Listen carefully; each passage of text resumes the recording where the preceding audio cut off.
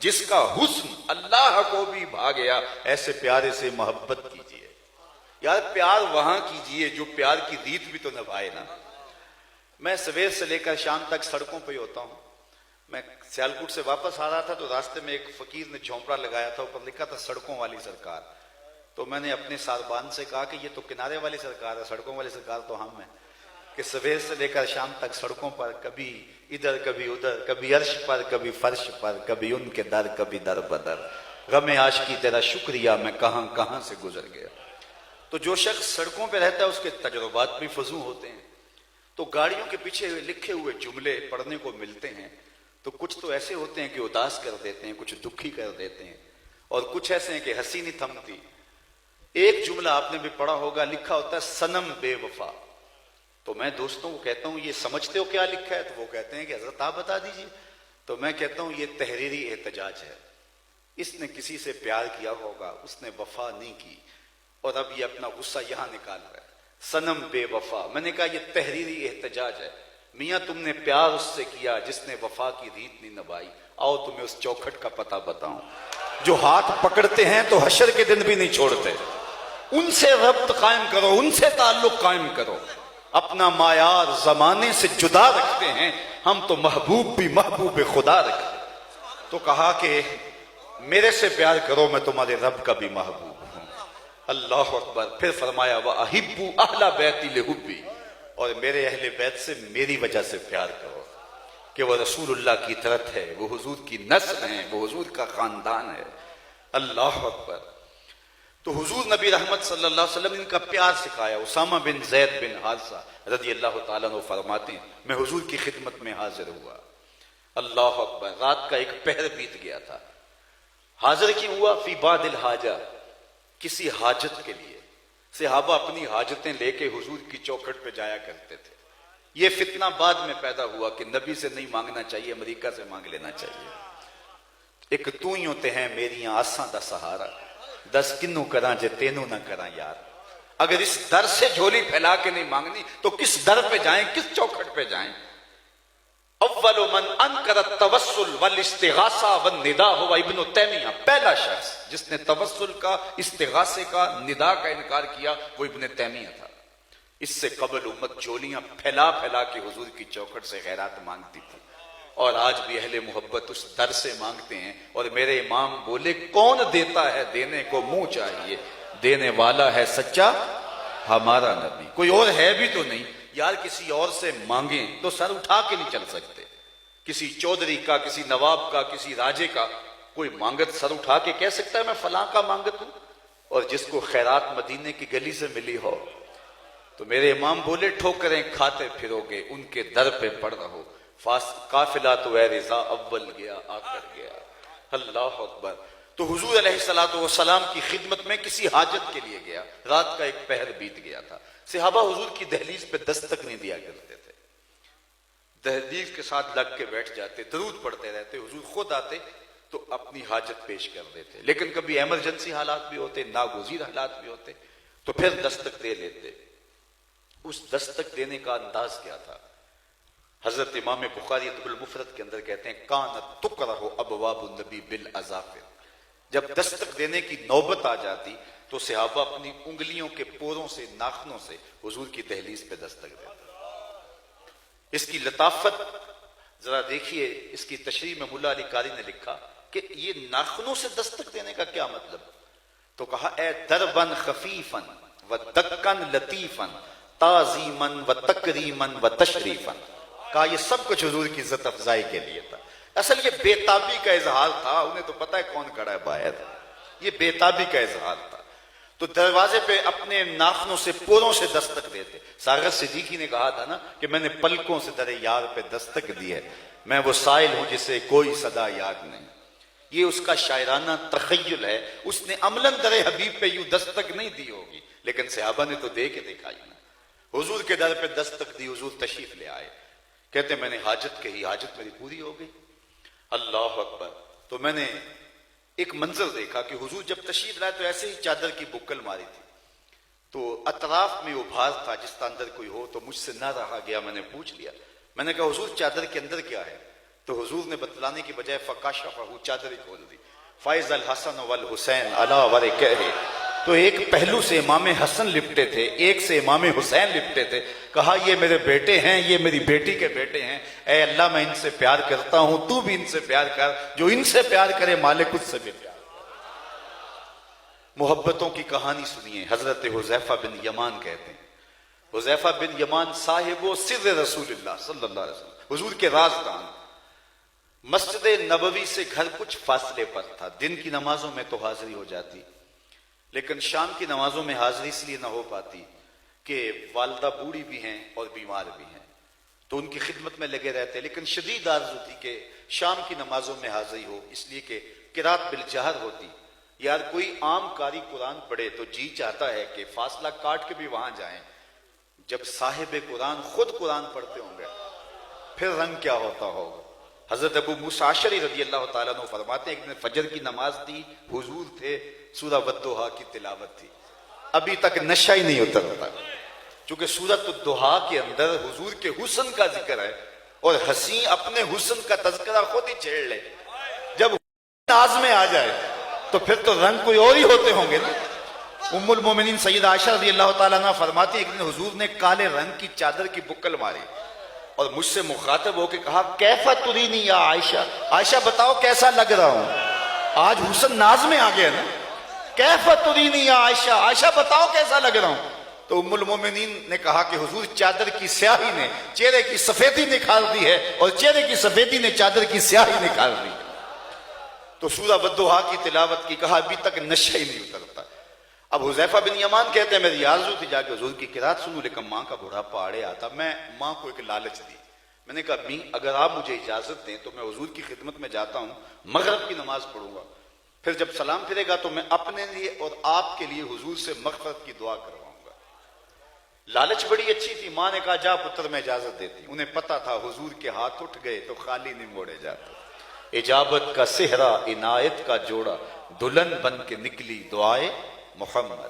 حضور کی عادت یہ تھی جب کسی کے ہاں تشریف لے جاتے تو دروازے پہ دستک دیتے اور بلند آواز سے السلام علیکم کہتے. اگر جواب آیا تو ٹھیک، نہیں تھے دوسری مرتبہ بھی جواب نہیں آیا تو تیسری مرتبہ دروازے پہ دستک دی، السلام علیکم کہا. اگر تیسری بار بھی جواب نہیں آیا حضور تشریف لے جاتے. یہی ادب ہے. کسی کے دروازے پہ دھرنا دے کے بیٹھ نہیں جانا چاہیے، ہو سکتا ہے کوئی کام ہو. اور میرا خیال یہ موبائل کا ادب بھی اس سے سمجھنا چاہیے. 3 مرتبہ بیل ہو گئی ہے، اگر کوئی جواب نہیں دے رہا، ہم جب خود تھک جاتے ہیں تو بچے کو دے دیتے ہیں یہ کام اب تم کرو. تو 3 مرتبہ کسی کو آپ بیل کریں کافی ہوتا ہے. حضور گئے، السلام علیکم کہا، جواب نہیں آیا، دوسری مرتبہ، تیسری مرتبہ. تو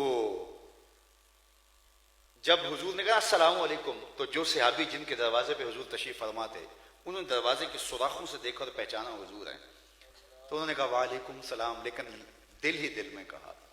پھر حضور نے کہا السلام علیکم تو انہوں نے پھر دل ہی دل میں کہا وعلیکم السلام. حضور نے پھر کہا السلام علیکم، پھر ہی دل دل میں کہا وعلیکم السلام. 3 مرتبہ ہو گئے. حضور جانے لگے. انہوں نے جلدی جلدی دروازہ کھولا. حضور میں حاضر ہوں.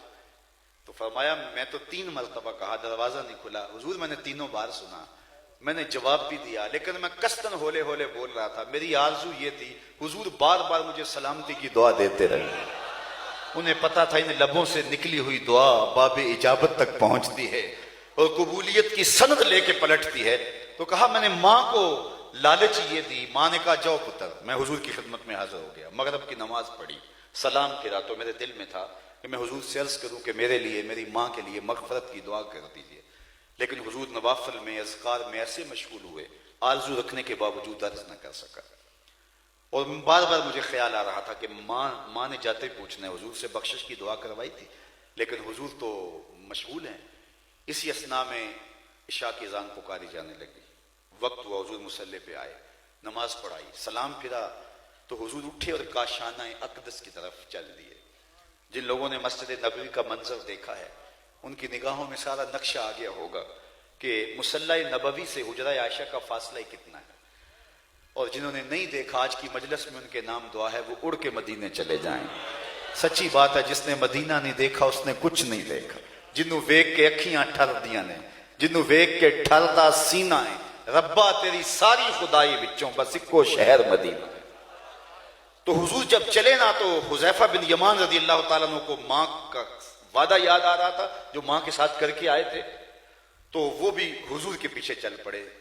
بس کچھ رفتار تیز ہو گئی اور قدموں کی آہٹ پیدا ہوئی. تو آقا کریم نے رخ پھیرے بغیر فرمایا کہ من ھذا، حذیفہ تو، میرے پیچھے پیچھے کون آ رہا ہے؟ حذیفہ تو نہیں.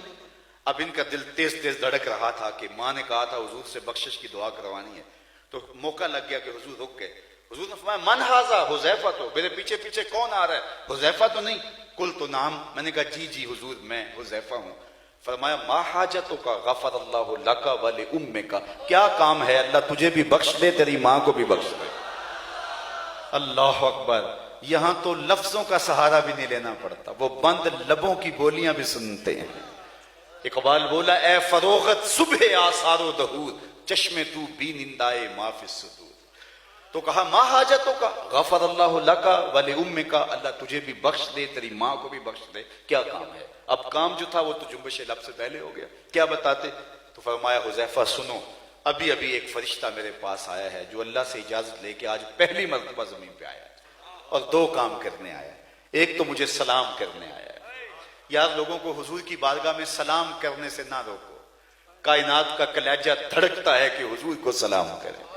یعلا بن مرہ رضی اللہ تعالیٰ عنہ فرماتے ہیں غزوے سے واپسی تھی، حضور استراحت فرمانے لگے تو میں پہرے پہ کھڑا ہو گیا. کیا منظر دیکھا کہ دور ایک درخت ہے وہ جھومنے لگا، پھر وہ اپنی جڑوں سمیت باہر آیا اور چلتا ہوا اپنے آپ کو گھسیٹتا ہوا میرے برابر آ کے کھڑا نہیں ہو جاتا، اور میں جو ہے وہ حضور کے پہرے کے لیے کھڑا ہوں. حضور استراحت فرما رہے ہیں. تھوڑی دیر بعد دوبارہ گیا اور جہاں سے وہ آیا تھا وہیں جا کے نصب ہو گیا. میرے لیے بڑے اچنبے کی بات تھی.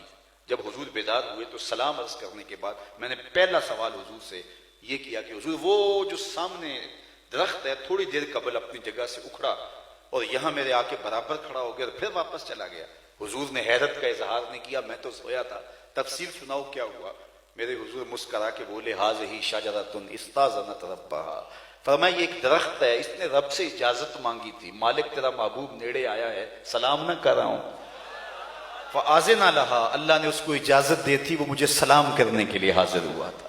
تو کہا یہ فرشتہ آج ایک تو مجھے سلام کرنے کے لیے آیا ہے اور دوسرا مجھے خوشخبری دینے آیا ہے کہ آپ کی بیٹی فاطمہ جنتی عورتوں کی سردار ہے اور حسن اور حسین جنتی جوانوں کے سردار. اللہ اکبر. ان کے مناقب بیان کیے، ان کے فضائل بیان کیے، ان کی رفتوں کو لوگوں کے سامنے رکھا، اور وہ منظر بھی زمانے نے دیکھا کہ یہ شہزادے حضور کے کندھوں پہ سوار ہیں. تو حضرت عمر بولتے ہیں واہ واہ کیسی سواری میسر آئی. تو مسکرا کے کہا عمر سواری دیکھتے ہو تو سوار بھی تو دیکھو نا. حضرت عبداللہ بن شداد کہتے ہیں کہ حضور سجدے میں ہیں تو سجدے کو طول ہو گیا اور ہمارا خیال ہوا یا تو پھر نزول وحی ہو رہا ہے یا پھر اللہ کا حکم آ گیا. خیر میں نے دیکھا کہ نکھیوں سے تو حضور کی پشت پہ حسین بیٹھے ہوئے تھے. کبھی سجدے کو طول دیا جا رہا ہے، کبھی کندھوں پہ بٹھایا جا رہا ہے، کبھی حضور علیہ السلام حضرت امام حسین رضی اللہ تعالیٰ عنہ کی زبان کے اندر، منہ کے اندر اپنی زبان دیتے ہیں اور وہ یوں چوستے ہیں جس طرح کھجور کو چوسا جاتا ہے. محبتوں کے کیسے رنگ ہیں اور پیار کی کیسی کائنات آباد ہوتی ہے. کبھی ان کو فرمایا کہ یہ میرے شہزادے میرے بیٹے ہیں، کبھی ان کے لیے کیسی محبتیں پیش کی، امت کو تاکید کی کہ ان کے ساتھ محبت کرنی ہے، ان کے ساتھ بہر صورت پیار کرنا ہے اور ان کے ساتھ الفت کا ربط و رشتہ کبھی ٹوٹنے نہیں دینا. اگر تم ہدایت کی راہوں پہ گامزن رہنا چاہتے ہو تو اہل بیت سے بھی پیار کرنا اور قرآن سے بھی تعلق کمزور نہ ہونے دینا، اور یہ دونوں آپس میں جدا بھی نہیں ہوں گے. تو اسلام کی تھیوری دیکھنی ہے تو وہ قرآن ہے، اور اگر پریکٹیکل دیکھنا ہے تو اہل بیت اور قرآن کا پریکٹیکل ہے. اب تھیوری دیکھ لیجیے. وَلَنَبْلُوَنَّكُمْ بِشَيْءٍ مِّنَ الْخَوْفِ وَالْجُوعِ وَنَقْصٍ مِّنَ الْأَمْوَالِ وَالْأَنفُسِ وَالثَّمَرَاتِ وَبَشِّرِ الصَّابِرِينَ. یہ تھیوری ہے. ہم بندوں کو پرکھتے ہیں بھوک سے، پیاس سے، جانوں مالوں کے ضیاع سے، پھل لوٹ لیتے ہیں اور پھر ان کا امتحان لیتے ہیں کہ یہ صبر کے امتحان میں پورا نکلتا ہے یا نہیں نکلتا. امتحان لیے گئے، کسی سے اولاد کا امتحان لیا گیا، کسی سے بھوک سے امتحان لیا گیا، کسی کا پیاس سے امتحان لیا گیا، لیکن کربلا کا امتحان انوکھا تھا. یہ سارے امتحان ایک ہی کمرہ امتحان میں تھے. ڈیٹ شیٹ بنتی ہے تو جو مشکل پیپر ہوتا ہے اس سے قبل ایک چھٹی بھی دی جاتی ہے، اور اگر چھٹی نہ دی جائے تو لوگ کہتے ہیں یہ ظالمانہ ڈیٹ شیٹ ہے. اتنی مشکل پیپر سے قبل چھٹی، اور اگر ایک دن میں 2 پیپر رکھ دیے جائیں تو طلباء تو کہتے ہیں ہم احتجاج کریں گے، ہو ہی نہیں سکتا یار، پیپر ہر روز ایک دیا جاتا ہے۔ ماضی میں بھی ایسا ہوا، کبھی بھوک کا امتحان لیا گیا، کبھی کسی سے اولاد کا امتحان لیا گیا، لیکن یہ سارے امتحان ایک ہی کمرہ امتحان میں اور سارے ایک ہی وقت میں اور اکٹھے امتحان لیے، اور کہا پاس مارک 33% نہیں ہوں گے، نمبر بھی 100 لینے پڑیں گے۔ پھر حسین ابن علی نے کہا مالک تو امتحان لے، دیکھ تیرا بندہ امتحان میں سرخرو ہوتا ہے کہ نہیں ہوتا۔ اور پھر کائنات نے وہ منظر بھی دیکھا، یار جتنے دکھ امام حسین رضی اللہ تعالی عنہ پہ آئے، اتنے دکھ تو کو حمالیہ پہ پڑے تو اس کا پتا بھی پانی ہو جائے۔ ہمارے گھروں میں کوئی تبھی موت سے بیٹا مر جائے، سارا محلہ بستی رشتہ دار ڈھارس بندھانے والے ہوتے ہیں، پھر بھی جنازہ اٹھتا ہے تو ایک شخص کو 10 آدمی سہارا لے کے لے جا رہے ہوتے ہیں، میاں یہ کون ہے؟ کہا اسی کے نور نظر کا جنازہ جا رہا ہے۔ یار تبھی موت، ایک بیٹا مرا، کڑیل جمع بیٹے باپ کے ساتھ کھڑے ہیں، لیکن باپ کے کلیجے کو ٹھنڈ نہیں پڑ رہی، اس کو تسکین نہیں آ رہی، پھر میں خراج پیش نہ کروں حسین ابن علی کو؟ 18 سال کا بیٹا کندھوں پہ اٹھا کے خیموں تک لا کے پھر بھی ہاتھ پھیلا کے کہتے ہیں مالک حسین کی یہ قربانی بھی قبول فرما لے۔ یہ کوئی تماشائے لبے بام نہیں ہے، یہ حسین ابن علی ہیں۔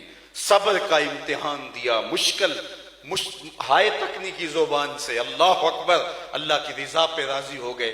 میں نے صبر کی ایک تعریف یہ بھی پڑھی ہے کہ صبر یہ ہے کہ انسان کے معمولات عبادت قضا نہ ہو۔ ایک آدمی تہجد پڑھنے کا عادی ہے، جوان بیٹا فوت ہو گیا، تہجد میں مسجد میں پایا گیا، تکبیر اولیٰ کے ساتھ نماز پڑھنے کا عادی ہے، گھر میں میت پڑی ہے، اذان پکاری گئی، تکبیر اولیٰ کے ساتھ مسجد میں کھڑا پایا گیا۔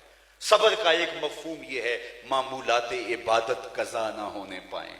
اب کربلا کے تپتے ہوئے ریگزار کے اندر اگر صبر کو اس مفہوم کے اندر دیکھنا چاہتے ہو تو 71 زخم کلیجے پہ، جوان بیٹے بھتیجے بھانجے شہید ہو چکے، اور اب گھوڑے کی زین پہ جب امام تشریف فرما ہوتے ہیں اور تیروں کی برسات ہوتی ہے، کتنے تیر برسے، کتنے نیزے، کتنی انیاں اور کتنے بالے اور کتنے دکھ سہے۔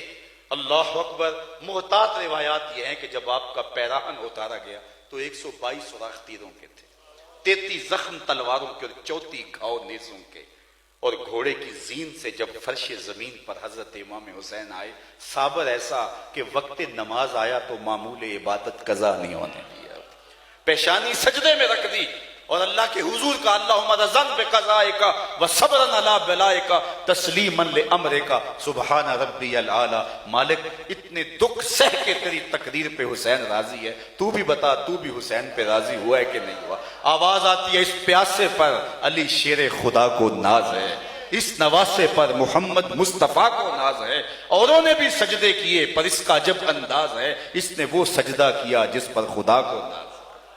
آبرو رکھ لی سجدے میں، ایسا لمبا سجدہ کیا۔ اللہ اکبر۔ حج کا موقع تھا، حضور کی خدمت میں صحابہ نے عرض کی حضور ایک شخص اونٹ سے گرا ہے اور گردن کی ہڈی ٹوٹ گئی اور موت واقع ہو گئی، فرمایا اس کو کفن احرام میں دے دو اور جنازہ پڑھو اور اس کی تدفین کر دو، اور پھر فرمایا کل قیامت کے دن جب یہ اٹھایا جائے گا ملبیاً، لبوں پہ تلبیہ ہوگا، لبیک لبیک پکارتا ہوا یہ قبر سے اٹھایا جائے گا، چونکہ جو جس حالت میں جاتا ہے اس حالت میں اٹھایا جاتا ہے، تو پھر سن لو قیامت کے دن حسین کا سر سجدے سے اٹھایا جائے گا۔ اتنا لمبا سجدہ کس نے کیا ہے جتنا لمبا سجدہ حسین ابن علی نے کیا ہے؟ سجدہ اس پہ ناز کرے۔ آپ کو وہ کہانی بھی یاد ہوگی جب فرشتوں نے کہا تھا نحن نسبح بحمدک ونقدس لک، مالک تو انسان کو خلیفہ بنانے جا رہا ہے، یہ تو لڑائیاں کریں گے، ہم تسبیح کرنے والے ہیں، ہم سجدے کرنے والے ہیں، ہم رکوع کرنے والے ہیں۔ آج مالک نے بھی کہا ہوگا فرشتوں ذرا نیچے جھانک کے دیکھو تو صحیح، تم اپنے سجدوں کو لاؤ، اپنے رکوعوں کو لاؤ اور اپنی زندگی کی ساری کمائی حسین کے مقابل لا کے تو دکھاؤ، ایک سجدے کی زکوٰۃ بھی بنتی ہے کہ نہیں بنتی ہے؟ یہ حسین ابن علی کا سجدہ تھا۔